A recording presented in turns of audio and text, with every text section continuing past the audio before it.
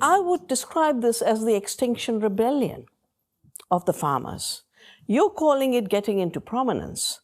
They are reading the message that the dominant system wants to take the food future to a place where there's farming without farmers and food without farms.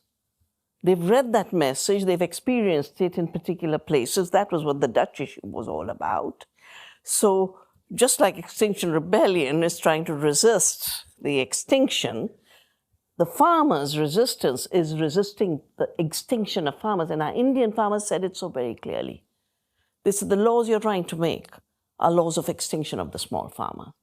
And this country is founded on small farmers. And we've stayed countries of small farmers. The British ruled us, made this big landlordism, and actually owned. England owned the land of India, collected the rents, $45 trillion transferred, 60 million farmers died.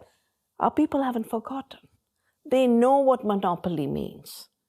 So what we are really witnessing around the world is farmers saying, no, we will not be pushed to extinction. We will not be an extinct species. Because so many farmers have chosen to stay farmers in times where it's very difficult to be a farmer. I have chosen to save seeds and do farming because it's the only way we can protect this planet. Yeah? And the farmers who do the real work understand it. Ecomodernism is not a movement. Movements grow from the ground. A bunch of people getting together and writing rubbish is not a movement.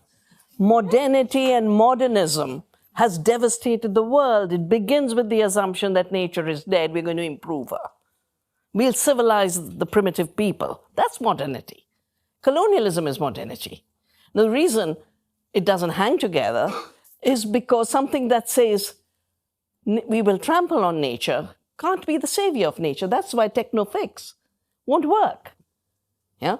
Because ecology is about taking all costs into account and all relationships into account.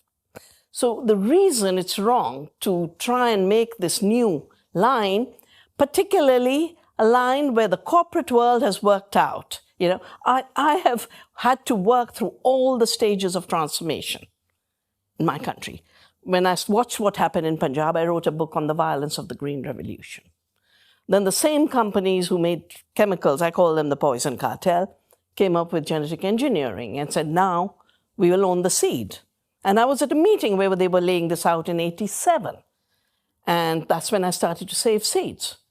And now we've got this assumption that the future is farming without farmers.